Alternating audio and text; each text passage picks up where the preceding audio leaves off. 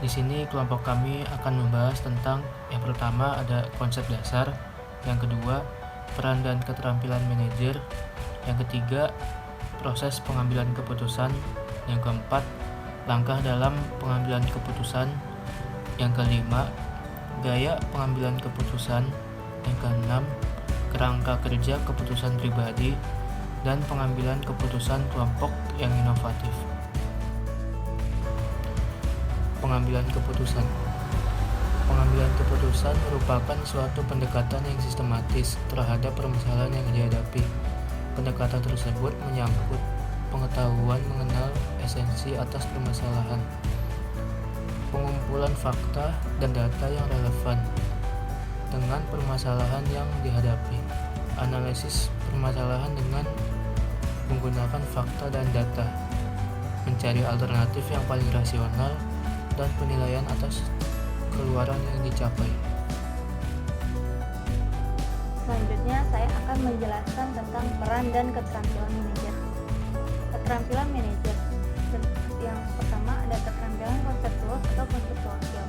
Kedua, keterampilan berhubungan dengan orang lain atau humanity skill.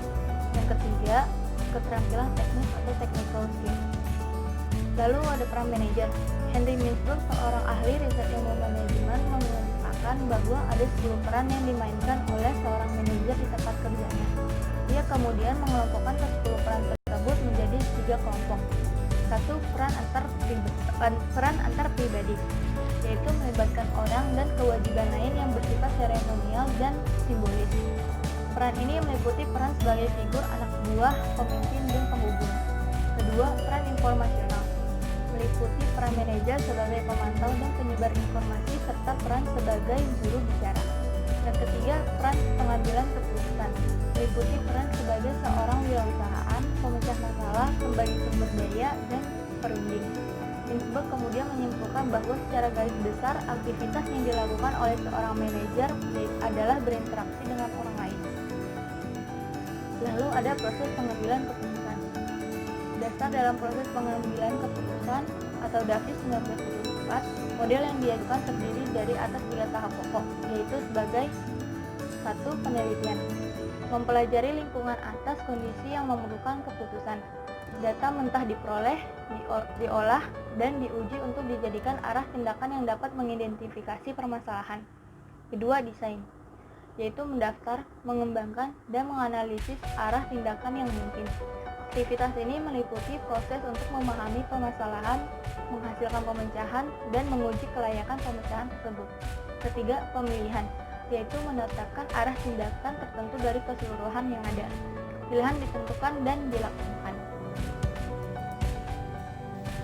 Sekarang saya akan menjelaskan tentang gaya pengambilan keputusan manajemen. Yang pertama, manajer mengambil keputusan sendiri dengan menggunakan masukan informasi yang tersedia. Yang kedua, manajer memperoleh informasi yang diperlukan dari para bawahan dan kemudian menetapkan keputusan.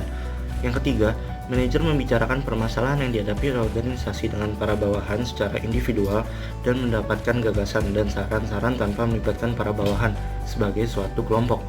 Yang keempat, manajer membicarakan situasi keperluan dengan para bawahan sebagai suatu kelompok dan mengumpulkan gagasan dan saran para bawahan tersebut dalam suatu konferensi atau pertemuan kelompok.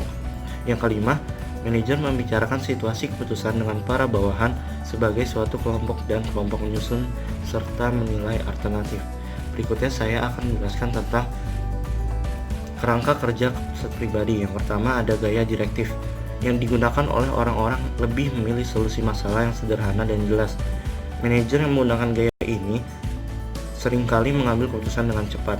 Ia tidak mau berurusan dengan banyak informasi dan mungkin hanya memperkirakan 1 atau 2 alternatif. Yang kedua ada gaya analisis, sering mempertimbangkan solusi yang kompleks berdasarkan dan data sebanyak mungkin yang dapat mereka kumpulkan. Yang ketiga ada gaya konseptual. Manajer yang menggunakan cara ini selalu mempertimbangkan alternatif banyak, mengandalkan informasi baik dari orang-orang ataupun dari sistem, dan senang menyelesaikan masalah dengan kreatif. Yang keempat ada gaya perilaku, adalah gaya yang digunakan oleh manajer yang memiliki perhatian mendalam terhadap orang lain sebagai individu. Orang dengan gaya perilaku biasanya berhubungan dengan perkembangan pribadi orang lain. dan dapat membuat keputusan yang dapat membantu orang lain mencapai tujuan mereka. Pengambilan keputusan kelompok yang inovatif. Yang pertama, mulailah dengan curah gagasan. Curah gagasan atau brainstorming mengharuskan adanya sekelompok yang berkumpul secara langsung untuk memberikan alternatif-alternatif dengan cakupan yang sangat luas secara spontan untuk melakukan pengambilan keputusan. Kunci untuk melakukan curah gagasan yang efektif adalah bahwa setiap orang dapat mengembangkan ide milik orang lain. Semua ide dapat diterima meskipun ide tersebut kedengaran gila, serta kritik dan evaluasi tidaklah boleh disertakan. Tujuan dari curah gagasan adalah untuk mengumpulkan ide sebanyak mungkin. Yang kedua, terlibat dalam perdebatan yang sengit. Kunci yang penting dalam membuat keputusan yang lebih baik adalah dengan melakukan perdebatan yang sengit mengenai permasalahan yang ada.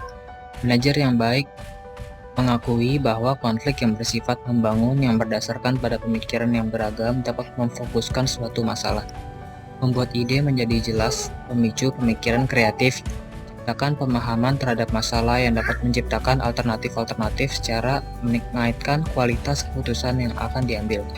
Perdebatan yang sengit dapat dipicu dengan beberapa cara. Salah satu caranya adalah dengan meyakinkan diri bahwa suatu kelompok itu memiliki perbedaan usia.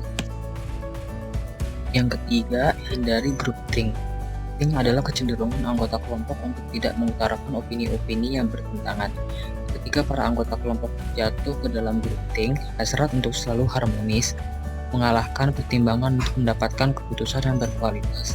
Anggota kelompok lebih mementingkan jaga persatuan daripada meragukan permasalahan dan alternatif secara realistis. Para anggota kelompok menyaring opini pribadinya dan segan memberi kritik pada opini orang lain. Keempat, tahu kapan harus gagal. Dalam lingkungan yang bergerak cepat, manajer yang lebih baik akan berani mengambil resiko dan belajar dari kesalahan. Tapi manajer yang baik juga tidak ragu untuk menghentikan hal yang tidak akan berhasil.